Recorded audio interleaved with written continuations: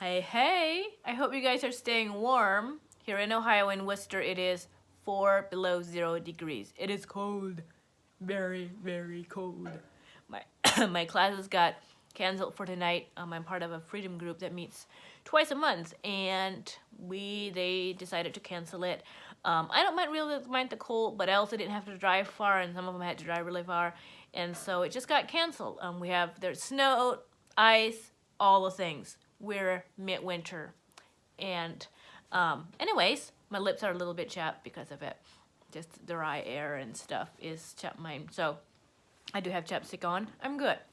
Anyways, I had put a post up about a week ago about boundaries and some of the things that we experienced leaving the Amish, and I get quite a bit of questions as to where do I make boundaries with family, and how to navigate hard family situations where I'm maybe invited but not included, or I'm not invited, do I just go, or all of the things. And I'm going to post this as well. I wrote some out, but I just felt like it really needed words to it. I felt like I needed to speak this, if that makes sense, because I feel like, I don't know.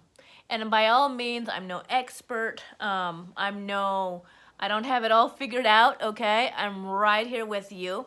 But one of the first things that I came to the realization was I need to know my self-worth, because I set the tone of how I am treated. If I allow myself to be treated way worse, down here with the dogs, and nothing against dogs, we treat our dogs well, okay? But if I'm expected to be treated like, if I need to know my self-worth. And then from knowing your self-worth, that's how you treat people, and how you will allow yourself to be treated, okay? And so as a Christian, these truths of my self-worth and who I am need to come from the Bible. They need to be from God's word. So I would recommend, read the Bible, and then also it's part of the self process too, taking the thoughts captive, making them obedient to Christ, and all the bad things that come in, because we need to get those truths into our minds. And this is a tough one for myself. I'm just talking to myself here, because this is one of the tougher ones for myself, and this will then set the bar as to how you will be treated and treat others. Number 2, treat others the way you want them to treat you. Pretty black and white in some ways.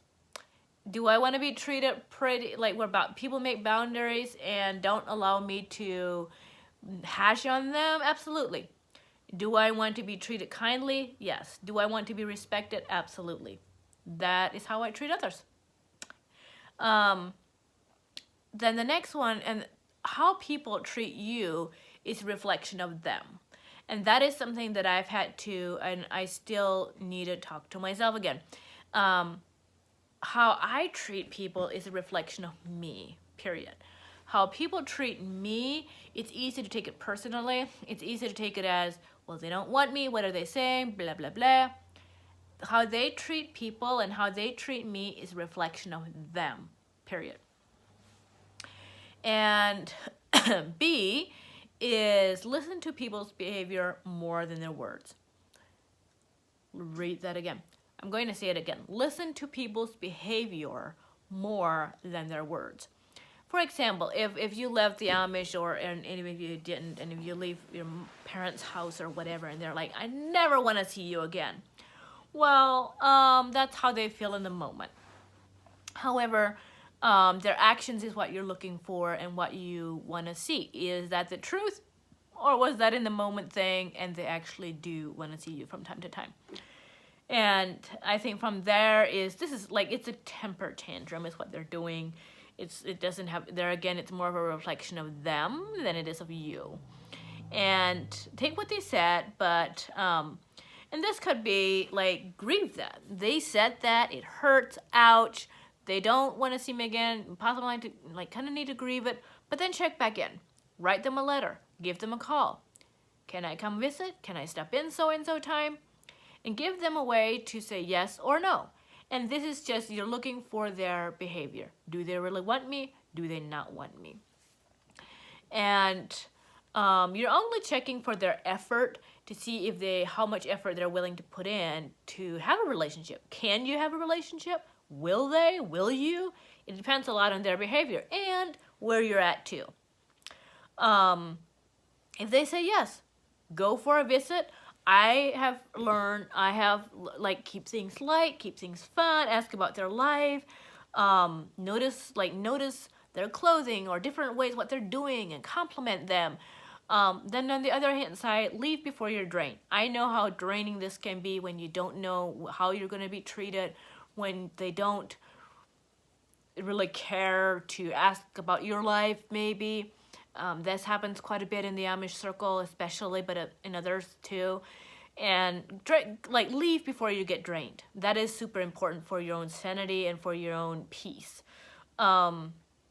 If they really just want to hash you, walk out the door. I had to do that once, where I was somewhere and they just came at me, and I was like, whoa, this was more like abuse or something. It wasn't, hey, we want to talk. It was, do you know the Bible? And they go for the Bible, and blah, blah. I just started walking out. And then they're like, the words echo back to themselves, and they're like, we're not even going to talk about it. And I turned around and I said, and partially that was for me to compose myself too, because I knew with them just coming at me like that, I was so not prepared. And it's easy to put more fuel on the fire, if you know what I mean. And so to walk away was to compose myself, and I'm not going to be spoken to like that in an abusive way. Nope. But then when they were it just kind of echoed back to themselves, because I didn't put up with that. And then they were like, you don't even want to talk about it. They just kind of, and then I turned around and I said, yeah, I want to talk about it, but I'm not going to be mean to each other and just get after each other. We can talk about it. And then we ended up having a good, a really good conversation that needed to happen. And that was great. If the response is, nope, you're not welcome, or they don't make effort in even responding, that is their behavior is telling you, we don't want to see you, we're not ready, whatever they might be. But nope, they're not putting in an effort for a relationship. Respect that. Respect goes a long ways. And I've done that too, where their behavior told me they don't want me there, and I don't go for a month, and that has regained, that brought some respect, because then when they did put in effort and I came, they were really appreciative. And I'm in my own head, I'm like, well, you didn't put in effort. But in their minds, they were just passive. But then when I came, they were a little more appreciative. And so respect is gained. And that is hard when they don't make effort, and you're like, they really don't want me, that's the behavior, they don't want to spend time with me. It is hard, and that really needs to be grieved. And grief demands a witness to be healed. Grief to be healed demands a witness. And so if you're grieving that, make sure you have support. But what did Jesus do when he wasn't accepted somewhere? Dust off the sandals and move on. There are other people in the world that love you and that care about you and that want you there, and that are worth your time and your energy. And so this is only one of the things. This is the very beginning of a conversation that I'm planning to continue on. I will be again posting the post on Facebook and possibly Instagram. I just felt like it needed some more words to it, and the same with the next ones. One book that really helped me understand how, it